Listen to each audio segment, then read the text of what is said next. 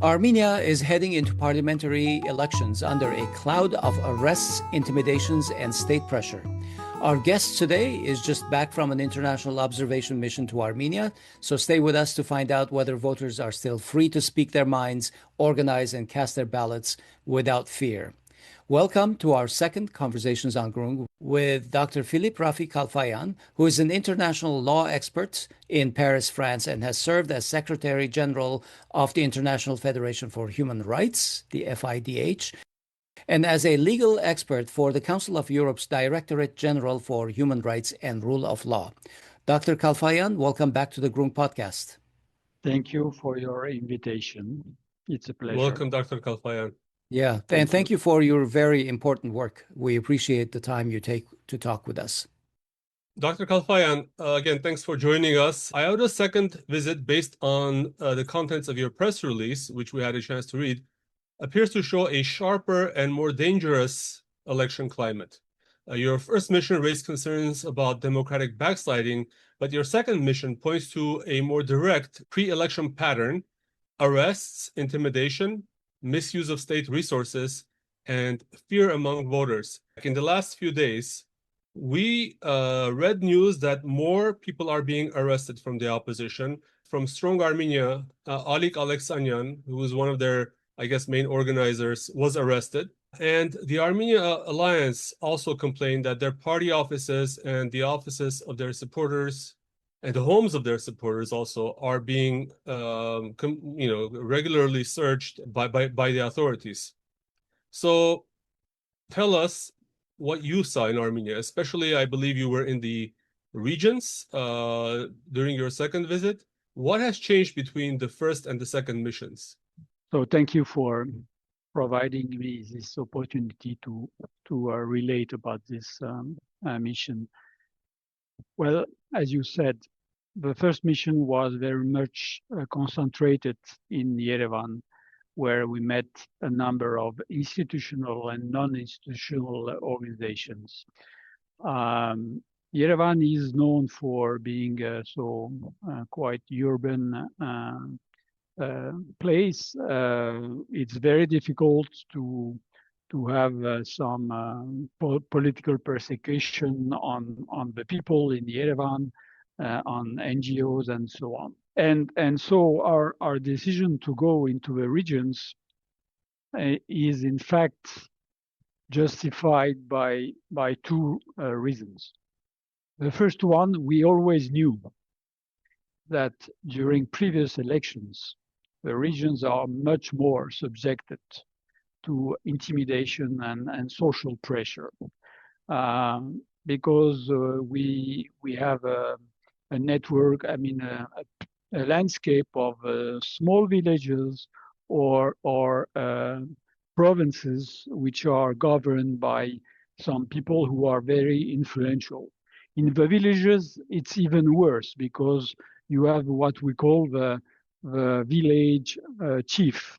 I don't know what's the name in Armenian, but the chief of the village has a very strong social influence over the people living there, and of course people living there and who are potential voters.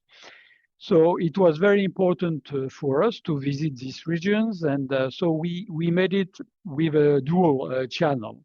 So first of all, we tried to set up appointments with the permanence of political parties in different cities.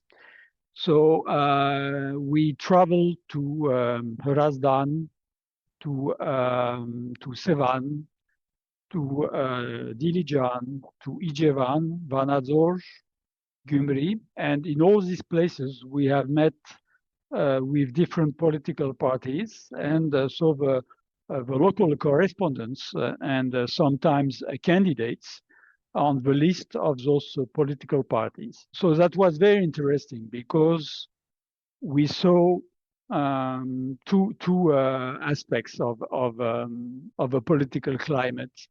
In some municipalities, the people from the opposition said, well, our mayor is is pretty much like a person in all political circles, and it doesn't bother us.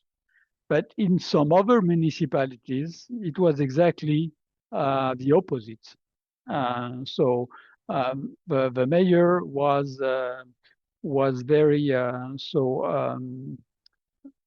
harassing the citizens, and how they harass the citizens. So they dissuade the people, not supporting the incumbent ruling party to not participate in the rallies of the opposition, or even they watch whether they go to the Stab, so the permanent headquarters, the headquarters of a branch of the opposition parties. So people are afraid to visit the so the branch office of the opposition parties, because they know that they are watched and they may have some retaliation in their daily life. So, Dr. Kalfayan, yes, I think this is very important. I was watching the news, and I think in one day, supporters in the regions, also supporters of both Strong Armenia and Armenia Alliance, were beaten up by pro-government supporters. So that seems to be, very, very pertinent to this discussion as well. I mean, so it's not yes, just intimidation, right? It's actual physical force as well. exactly. So when we were there were not those beatings, but in fact, yesterday and the day before, we have seen and read about the beatings that you have mentioned. So, but the climate of intimidation and fear was already existing. So now we are one step higher. We are, in fact, in physical violence. And not only that, I mean, the arrests of so quite major figures of the opposition shows that the ruling party it doesn't feel comfortable before the election, and so they don't want to. I mean, they want to have all the chances to get the majority. So that's make them nervous, and that's why we probably will see more and more violence in this pre-electoral campaign, which ends on the 5th of June, and maybe next week we can see other developments because we can expect, if the polls are not favorable to the incumbent party, ruling party, then we may expect more measures aiming at the prohibition of some political parties or alliances. That will be a disaster for Armenia, I can tell you, because I'm not sure that the people of Armenia will accept such steps. So that may conduct to more serious consequences. Yeah.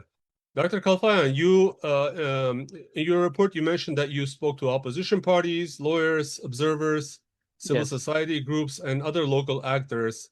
What did you hear from the opposition and civil society groups? And which civil society groups did you talk to?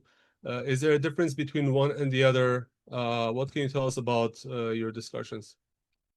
Well, we met with actually with two civil society organizations who are involved and registered as electoral observation organizations.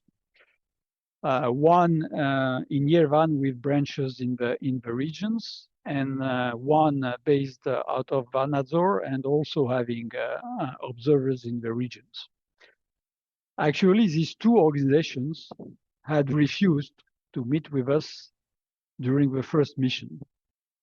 So we have insisted to meet with them. So finally they accepted. But the climate of the meetings was very, very tense. I mean, they obviously don't trust us.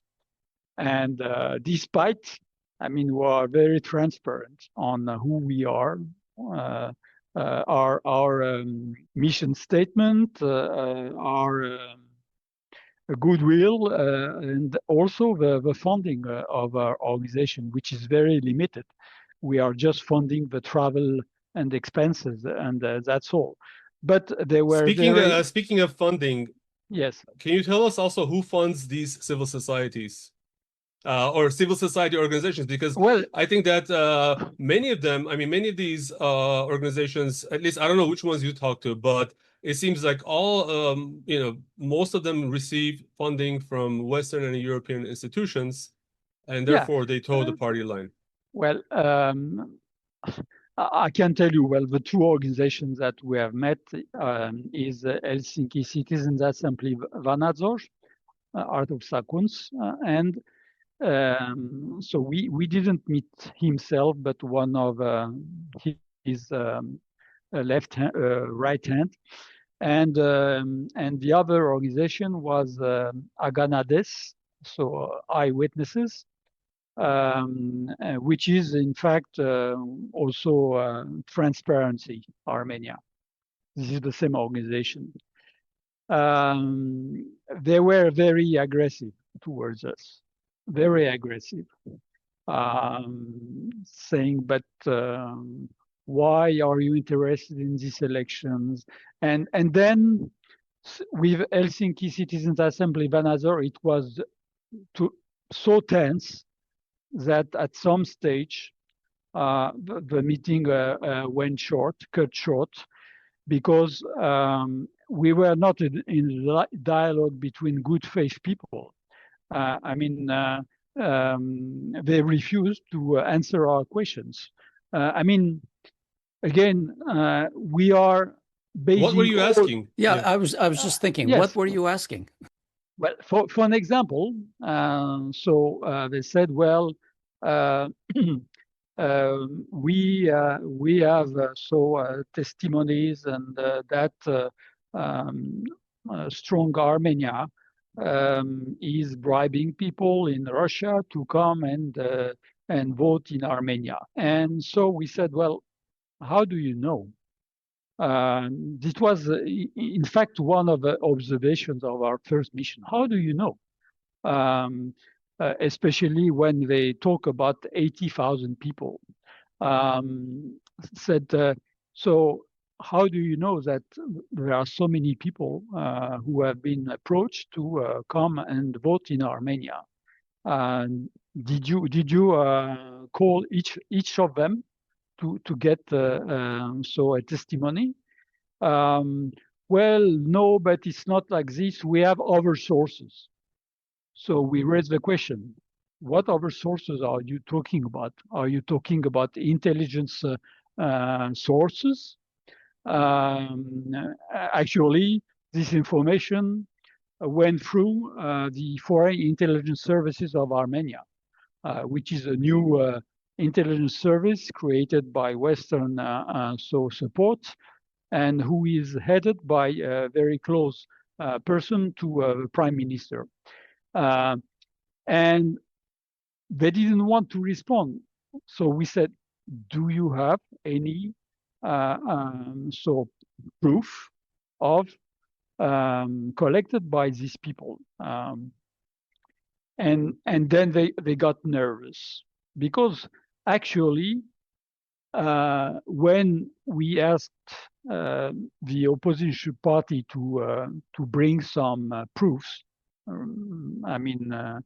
material proofs of or testimonies or pictures of letters that have so intimidated citizens in municipalities or villages, nobody was able to provide us this, and they explained why. So we ask the same question: do you have material proofs of what you are saying? And they don't have proofs. So they say, well, we know more than you. We have other sources that say that it is like this. So this is not serious. I mean, uh, we are fact finders. And when we talk about facts, we are talking about even having material proofs or being able to cross-check through different channels the evidence that has been the information that has been brought to us. So when we don't have, we are clearly saying we don't have proofs, but the others don't consider that as enough. I mean, they say we have our sources, and so this is like that.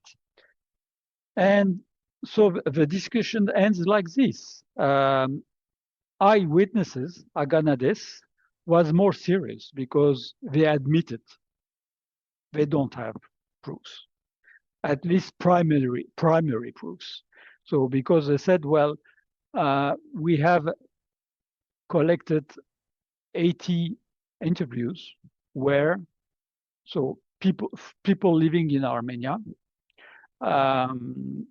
who told them that their relatives living in Russia have been approached by two different people who incited them to come and vote in Armenia.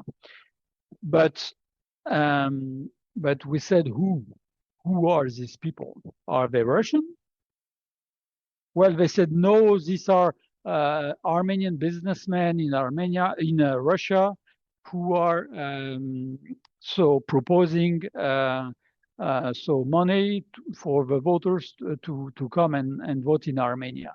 But we said it doesn't make sense. Which Armenian businessmen are putting money for this? So the response was, well, but they are forced by the Russian authorities to do that. But they have no proof of this. I mean, this is just hearsay. And even the testimonies collected in Armenia don't show anything. So that's why in our report, in the press statement we made, we clearly indicate that there is no direct there is no evidence of direct involvement of Russian authorities in this process. Dr. Kalfayan, a quick question. Yes. If I don't know where the truth lies in all these things, Yes. as you said, there's no direct evidence, but if Armenian citizens in Russia were to vote in the Armenian elections, that is not an illegal thing, is it? Absolutely not. This is what we tried to explain them. Mm-hmm. And the second argument me and my colleagues brought to them said, well, okay, they are offered a travel ticket in case they are really offered. So they can enjoy the travel ticket, but who will know what ballot they will cast? Right. So and they have no response to that. They have no response to that. So this is a ridiculous scenario, and actually everything is possible, but as long as we don't have evidence, all this is pure speculation and misinformation on all sides. On all sides. Okay. That's why this is very particular to make a mission in such conditions, because misinformation is everywhere. Everywhere. We have been obliged to select all the information that was emerging every day. So, for an example, last week we saw emerging an article from a source which is called VT Foreign Policy, which is a very unreliable source, and they were alleging so many things about the Armenian government. So we rejected this. We also saw a viral video So alleging that the speaker of a prime minister was had been harassed sexually by the prime minister. Again, this was an unreliable source, so we just neglected all those things. But on the other side, this is the same. I mean, so the same NGOs considered as granted the article disseminated by a review called the Chronicle of the Chronicle of the Caucasus, yes, the Insider, and so on. So the Chronicle of the Caucasus issued alleged leaked document from the Russian government, 4 leaked documents. And so this has been disseminated through a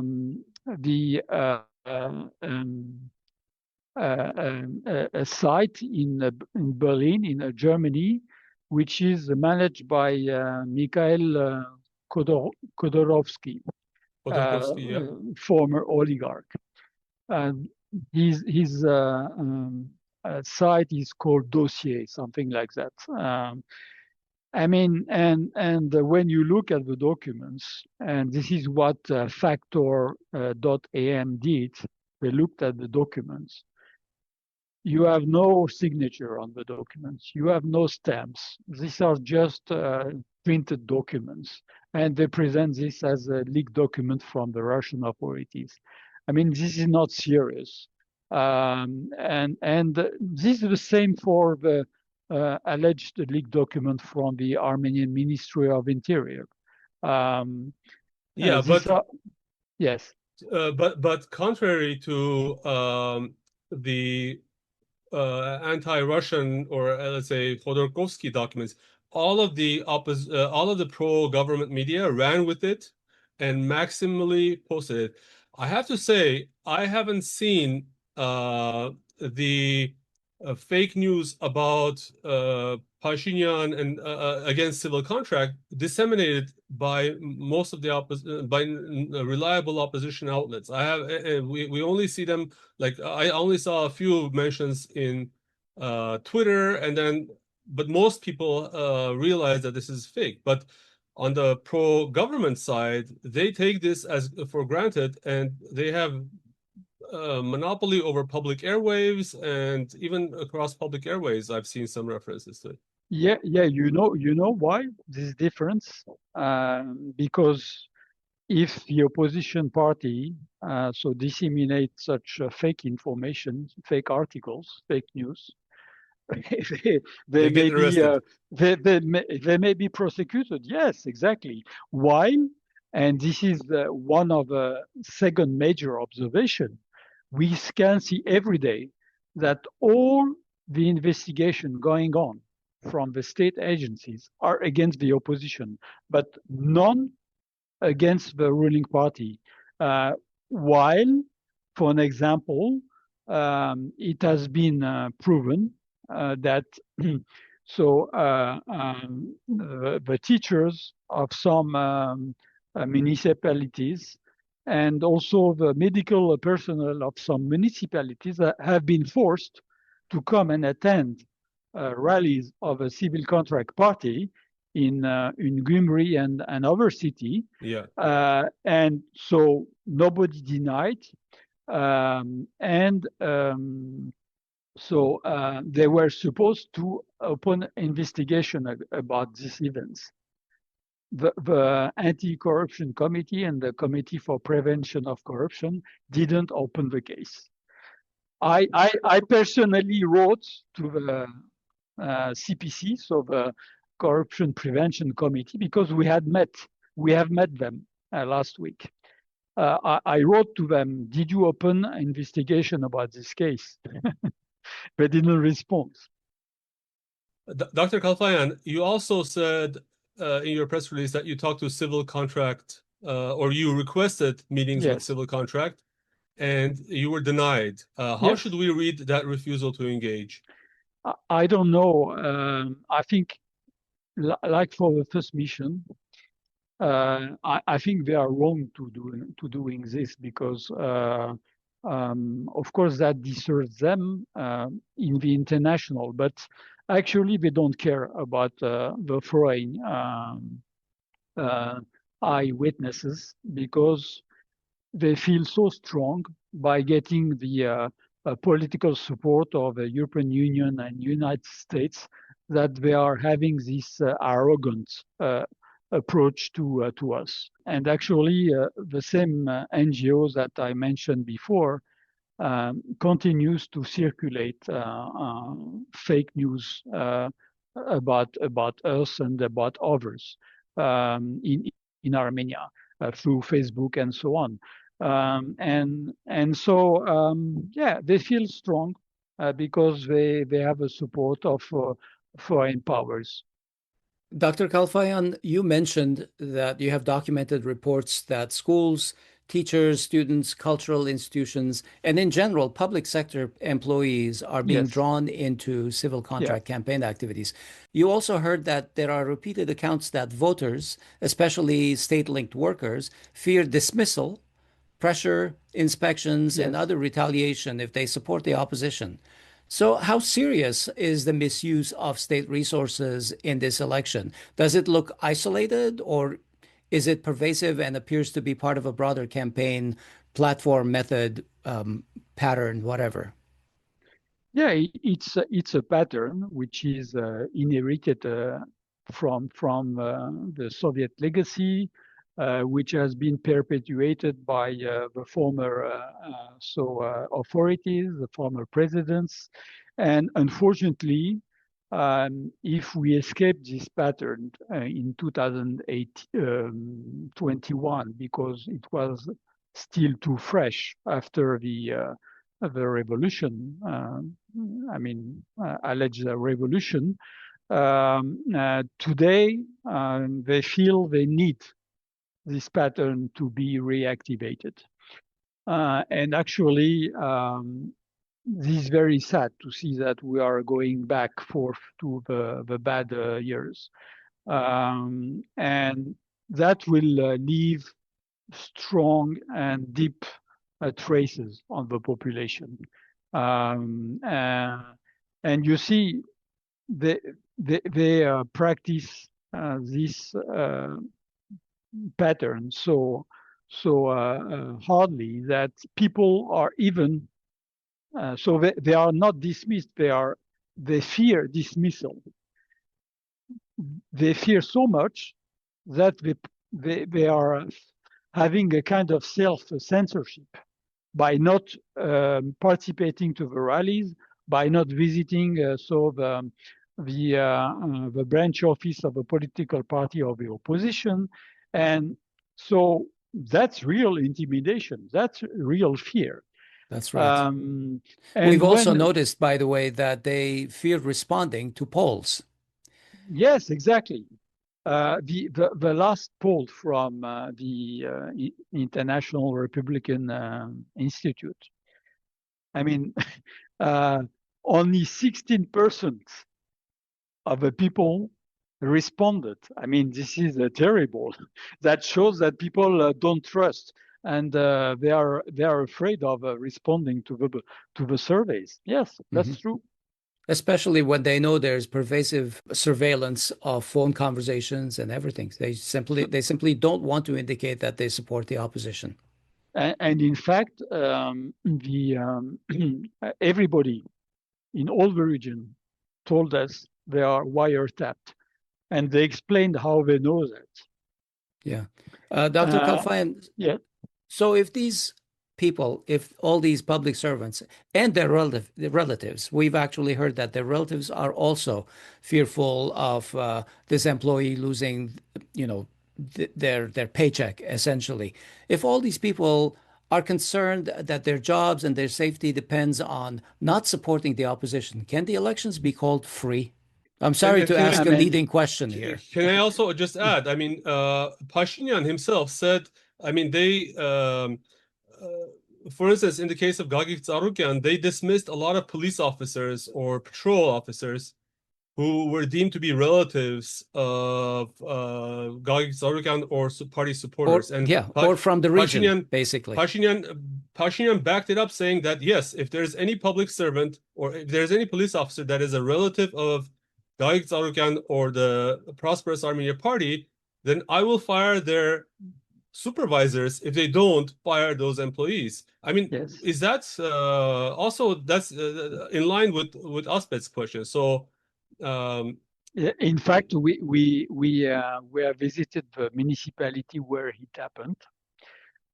4 police officers have been dismissed from their job, but they didn't want to give us their names. And so we said, but did they sue their authority for this dismissal? They said, look, in the situation of a judiciary where there is no more independence, nobody now believes that it's worth suing so their employers or their legal authority, because they know that their case will even worsen. So if they go for such a step. But yes, I confirm that we have visited the municipality where it happened. so I mean, just to repeat Asbed's question, are we still like are we participating in a Come fantasy? on, say it. A sham election. Yeah, are we participating in a fantasy, trying to portray a question that the image that this can still be a free election? You know, can these elections still somehow be called free or fair? Well, obviously, the arrest of opposition members, this climate of fear and intimidation does not show that it will be fair, at least. Free, I don't know, because the voters can still make their choice. In the end, unless there are cameras in the cabin where they will cast their vote, their ballot, they are still free to choose. But this is a theory, because in major cities they are free to do that. In small villages, that's almost impossible, because in small villages we have been reported as a systematic pattern that the head of a village knows in advance who is going to vote for whom. So if some ballots are missing for one candidate, he knows exactly who has betrayed so his promise. So in the regions, this is the social pressure. It's so much more important than in Yerevan and major cities. So all of these events and issues that we're discussing are happening prior to the election, obviously, which is this coming Sunday. Your mission actually occurred initially. Your first mission actually occurred about a month and a half ago, and the second mission happened just now. Yeah. It seems to me that a lot of the international monitors basically come in approximately a couple of weeks before and leave sometime soon after the elections. How difficult is it for them to see these patterns of problems pre-election, distinguish them from on-election day issues? Are these issues just as damaging? Are they easy to detect? Can you tell us how to monitor this stuff? Yeah. So there are two kinds of observers. There are groups of long-term observers. So basically, this is mainly the OSCE, so participating states who are delegating long-term observers who are hired in the different countries of the OSCE. Actually, we have met two of them in Yerevan, and we had met before going into mission, so virtually, so online, the coordinators of this unit of long-term observers. The people we have met in Yerevan, long-term observers, so we're very interested in our observation. So we have debriefed together. Of course, they have an obligation of reservation. I mean, they don't say too much about their own findings, but they agreed at least on one worrying aspect of this pre-electoral campaign, is that they also expect tensions after the election. So that was very interesting that even these people who are not Armenian have so felt that there is something quite violent coming on. And so I don't know if they will report it. They will report about this, but at least in off-record discussions, it was very clear, and they share our worries. And so you have long-term observers and you have short-term observers. The short-term observers are the ones coming 2-3 days before the election, and they leave 1 or 2 days after the election. These people are basically tourists. Of course, they can learn from the reports of the OSCE and read about everything. But this is why we have created this initiative of IODA. The day of the election, you don't see much. All the frauds existing before, ballot stuffing and so on, it's much more difficult to do that today. I have to say that I want to ask you about your level of confidence in, for example, the OSCE, ODIHR observation missions that have been sent. From my perspective, these people are funded by people, the Europeans, who have explicitly and directly supported Pashinyan. They are not impartial superpowers or anyone. They've actually explicitly endorsed Pashinyan. They were here for a giant civil contract campaign 1 month ago. And we talked about a week ago with a member of the parliament, Artur Khachadrian, who basically said, when you have the prime minister going around saying that he is going to kill or bring to their knees all the opposition leaders, and nobody will investigate, and preliminary reports by the OSCE have not included such issues as part of the campaign problems. Meanwhile, he said if anybody from the opposition was to say something like that, 90 minutes later, they will be in jail for the next couple of months on pretrial detention forever. What is your level of confidence in these people observing the elections in Armenia?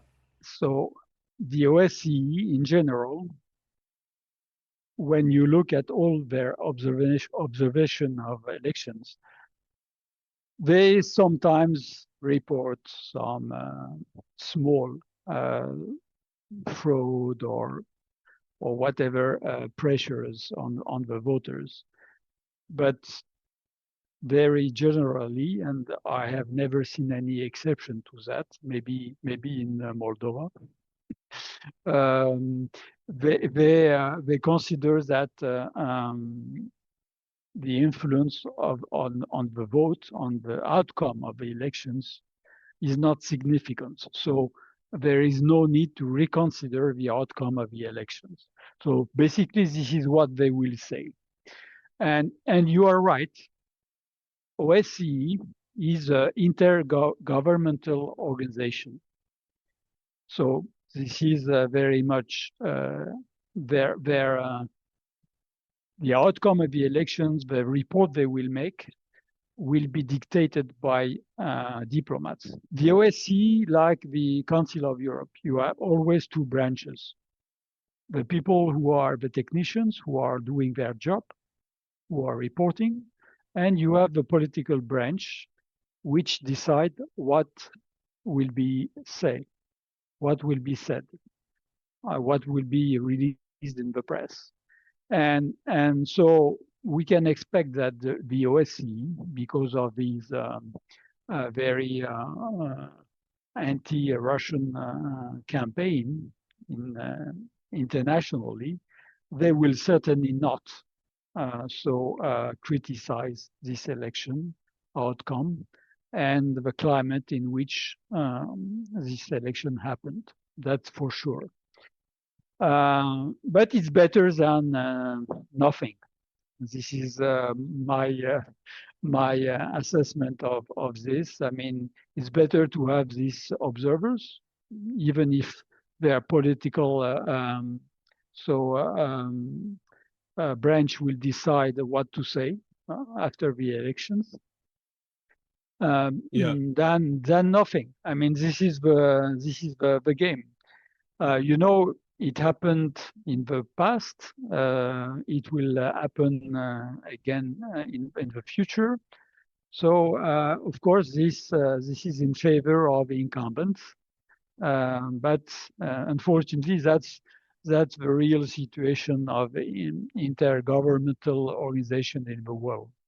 Dr. Kalfayan, your findings describe a pattern of arrests and prosecutions tied to criticism of Pashinyan and his government. The cases, I mean, the examples you mentioned, which we all talked about in our podcast before, but it include the young Minasyan brothers, Gevorkyan, Artak Avetisyan, Armen Hovanesyan, the Artsakh activist Artur Osipyan, and the charges that they're being arrested for are like hooliganism, incitement, obstruction of campaigning being used to punish essentially speech and suppress opposition voices. But do you have legal analysts on your staff, or have you consulted with legal experts on the veracity of these charges and the proportionality of them?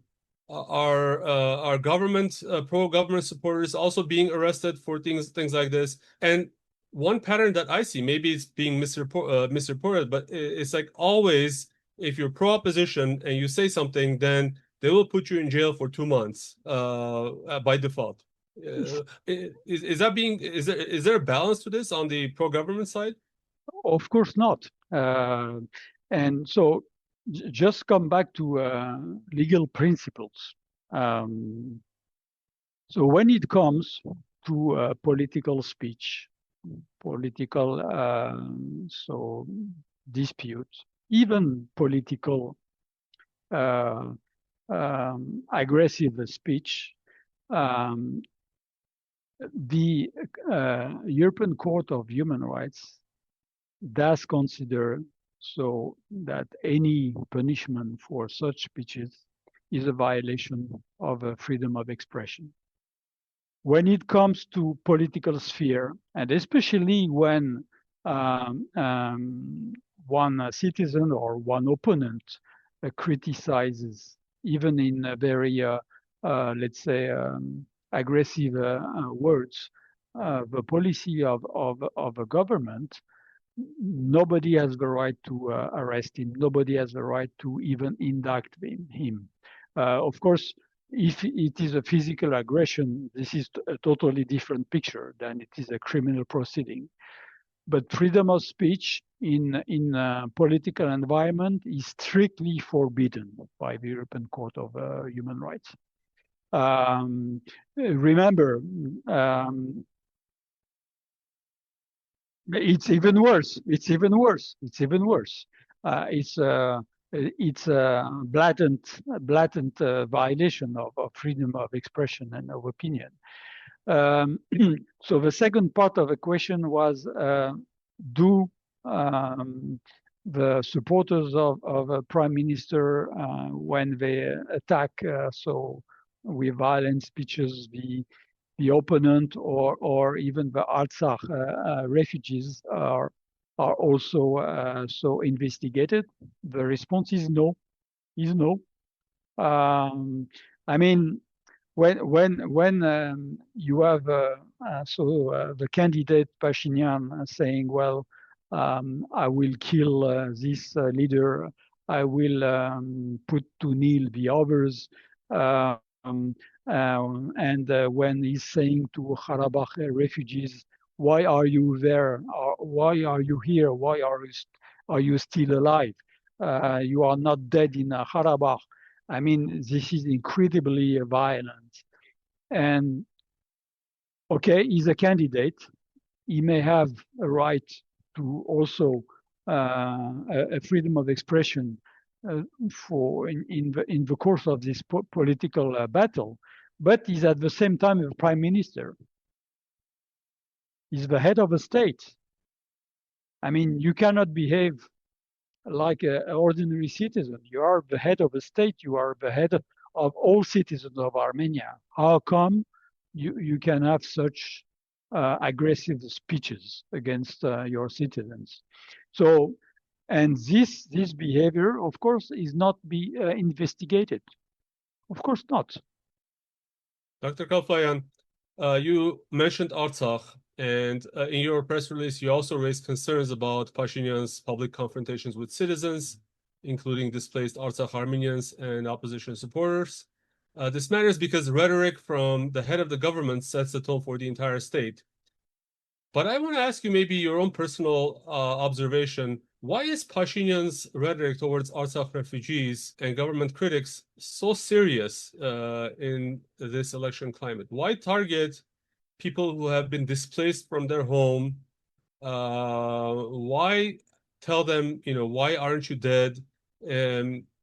Is this like a electoral strategy in your opinion? And what can be done about it? Well, first of all, well, this is, let's say, a little beyond the mission of IODA, because this is a kind of political assessment of a speech.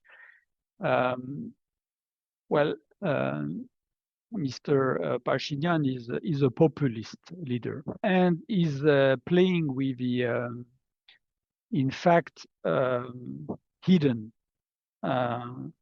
xenophobia in part of the population of Armenia, who have always considered Artsakh people as foreigners. I mean, as Turks, even as Turks. And here he's playing with one very dangerous,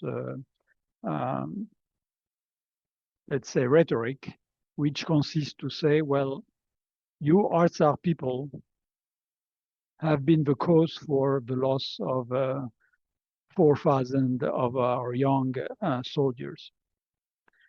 And then the opposition party is assimilated to this rhetoric.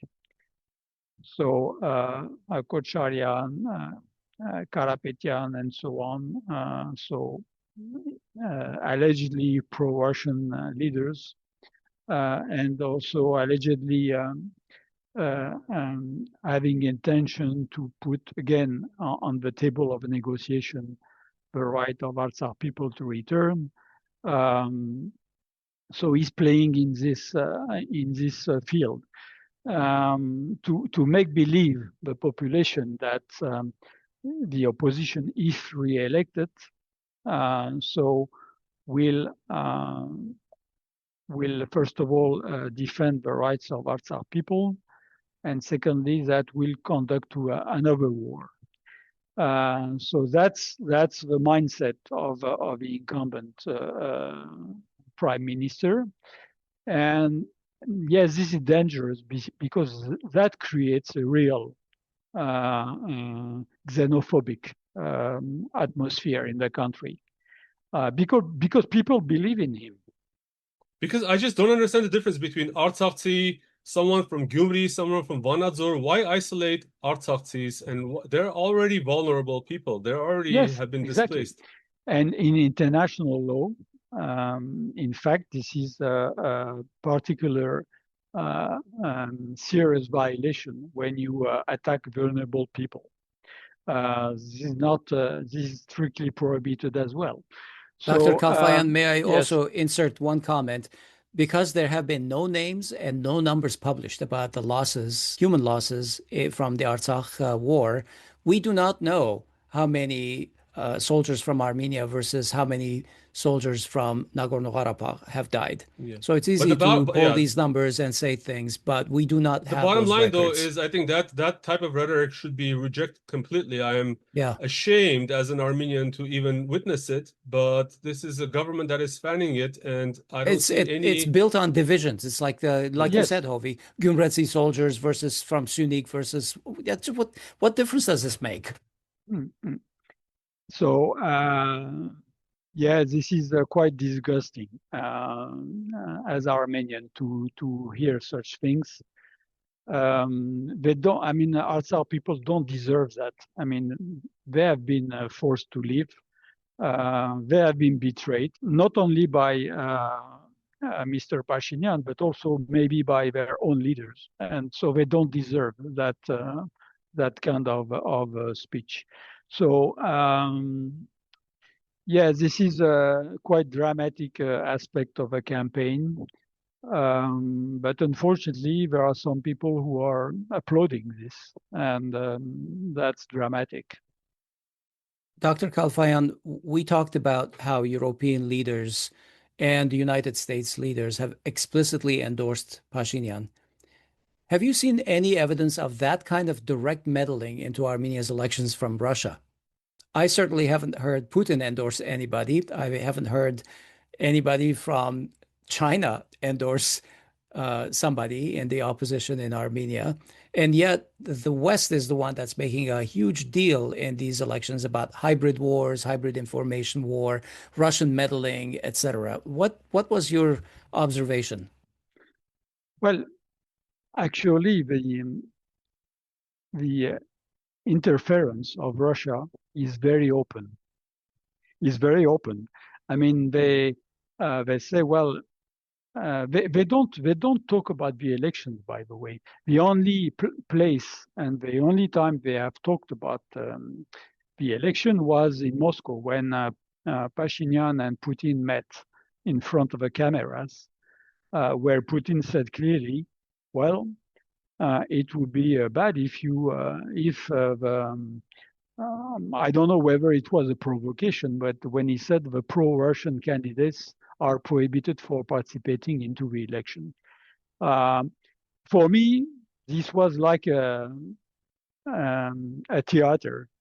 I don't believe in what has been said that day. Actually, I don't even believe that Russia is so unhappy with Pashinyan. When you say direct meddling on the part or open meddling by Russia, are you talking about the economic coercions that it is, the trading issues that it has raised?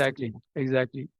The real coercion is there on the economic side. But Russia knows that if they want to make collapse the Armenian economy, they can do it very quickly. And the current government will not have time to find substitution scenarios. So yeah, that's why yesterday, in the panic, the prime minister said, "Well, I can guarantee some export markets in the West for your agricultural products." But I mean, this is not so easy. You cannot substitute export market like that in one day. It's a long process. It goes through administrative and sanitary processes. So that's not so easy. So for me, Russia is playing very open interference. The West is playing differently. They openly say, well, this is our candidate. And they give money to to counter the alleged hybrid threats coming from Russia, or even against us. I mean, who are independent observers. We are harassed by journalists who are, some of them are not even Armenian, trying to interview us and asking why we are interested in the Armenian elections, who are our sponsors, and so on. I mean, this is that shows that the European programs are very much spread over all the spectrum of any institution, any force, any independent people who can challenge the current policy of Europe against Russia. Yeah. So, Dr. Kalfayan, based on your observations, IODA's observations, what is your level, what's your hope, what's your expectation, what's your level of confidence that Armenia's elections can be described as free and fair? And what's next for your organization on June 8th and beyond? Well, I have almost responded to the first question. If we want to be purists, I mean, we cannot today seriously say that it's fair and free. But let's the election pursue its process. Many things can still happen. All will depend on the outcome on Monday. If the Prime Minister, who is supposed to arrive at the first rank amongst the political parties, is not in a capacity to build a coalition to get the 50% necessary for gaining majority of the parliament, then we will see even tougher measures. In the political sphere, I mean, is certainly not ready to give up power. Giving up power for him means either going into exile in foreign countries or going into jail. So he will not choose any of these two scenarios. So he will try to keep his power at any rate. That's why it's dangerous. I think that he's not ready to play the democratic game. So our organization, I would have preferred that we stop after the election, but unfortunately, we are going to witness what will happen. And so we are ready to have also a rapid intervention team to go in Yerevan to intervene in this scenario, and maybe also propose some mediation services between all different political forces. At least my colleagues are in favor of that kind of interventions in the future. Okay, if the government retains power under these conditions, what should be the response from those who care about democracy or democratic legitimacy in Armenia and outside Armenia? I mean, what do you expect? Well, you cannot expect anything from EU, from United States, because they have made their choice by closing their eyes on democracy. I mean, they don't talk anymore about democracy. During the European political community summit and during the EU Armenia Partnership Summit, no word, not single word about democracy has been said. Not a single word. So that's a sign of what will be their behavior after the election. Russia will not move as well. I mean, Russia is just concerned by the settlement of Western armies and Western weapons into Armenia, and also in the settlement of foreign intelligence services in Armenia. For an example, I mean, we knew since 2 years that many foreign agents are present in Armenia. They are even controlling part of the institutions in Armenia. The personal protection of Prime Minister is ensured by the CIA and the French intelligence services. Yeah, that is an article in Reuters citing 3 different sources, so it's very much valid, true. No, but it's sure. We know it since 2 years at least, and the next ambassador of France in Armenia is a former intelligence service high-ranking officer. So you can see that the West is investing and is going to control all this. But the worst is not even that. Today, I have been interviewed on the document that has been signed by Marco Rubio and Mirzoyan last week. So during a half an hour stopover in Armenia by Marco Rubio. So he signed improved document about the TRIP agreement. When you go into the details, so as a lawyer, this is what I did. I analyzed the document legally. This document is just a colonial takeover of a band of territory which is going to be conceded to the TRIP society development. Yeah, I mean, we talked exactly about that last week on our own podcast. So thank you for confirming our. And even worse than that, this document says quite clearly that the agreement, the company which is going to be created, not yet created, the Trump Development Company. The TRIP Development Company. Yes, the TRIP Development Company is a company under American law, under the jurisdiction of New York State. So when you know that they own 76% of a share, and this a company will be ruled under American law, what sovereignty are we talking about? Mm-hmm. There is no more sovereignty. So the Prime Minister was insisting that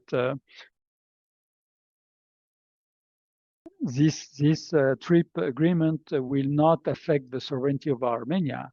But this is the first violation, infringement of sovereignty.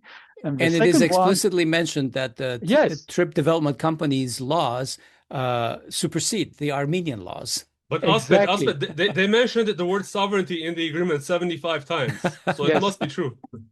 And in fact, this is the most worrying aspect that you have just mentioned, Asbed.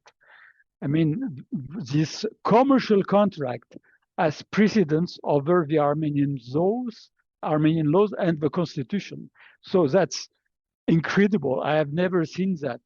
I mean, international treaty has precedence over national laws and constitution, but not a commercial contract. Mm-hmm. Okay, well, these elections are coming up this Sunday, June 7, 2026. Dr. Kalfayan, let's all hope that there will be some kind of a positive outcome for the Armenian people. That's all I can say right now. Yes. Thank you for joining us today. Thank you very much. Thank you, Dr. Kalfayan. Thank you for you.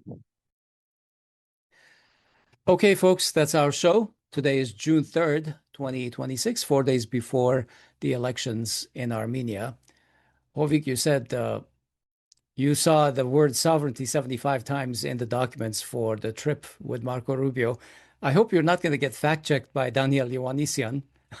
How many Well, yeah, times? we might, and he might say, well, it's not 75, it's only 74. It's not 300,000 Azerbaijanis who are going to come to Armenia. It's only Oh, 299,000. Yeah. 299,000. But on a more serious note, folks, I mean, it's very easy to be discouraged and tuned out of Armenia. I think that in reality, you should take all of these news as a battle cry. It is an existential moment for Armenia. You have no right to not do everything in your power to convince, first of all, if you can vote, to go and vote. And second of all, if you can't, then make sure that everyone that you know who can vote goes to vote. That is the minimum you can do. And it's going to be a very tough moment. And when your children or your grandchildren ask, what were you doing in June? Or even before that, like, right, what were you doing? You can tell them with a clear conscience that you tried your best. If you're not, I mean, of course, you're not watching this, then we can't communicate with you. But if you're watching this and you just ignore us, then I think that part of the responsibility is among all of us, including yourself, if you're not doing your best to get everyone out to the voting booth. Yeah, at least everybody across the spectrum of politics in Armenia agrees. You, citizen of Armenia, have the right to vote. So there you go. Exercise your right to vote. Go vote on June 7th. No matter who you're voting for, that's your choice, but please go and vote. We've been talking with Dr. Philippe Raffi Kalfayan, who is a lawyer based in Paris. He lectures in international law and is a former Secretary General of the FIDH, the International Federation of Human Rights. He has also served as legal expert for the Council of Europe, Directorate General for Human Rights and Rule of Law. You can see more information through our show notes, podcasts.groong.org/episode number. Follow the links for the people and other links we will have in there. We will definitely link to the press release by the IODA organization that Dr. Kalfayan leads. Like, share, comment, subscribe, and donate if you can. We really appreciate it. And I'm Hovik Manucharyan. I'm Asbed Bedrossian. Let me also emphasize that this is a very important show. As Hovik said, if you are not viewing us, we can't communicate with you. Share this with your friends. We want to know that they can vote if they are citizens of Armenia. Please, please, please share the show with your circle so that more people will see our shows. Bye-bye.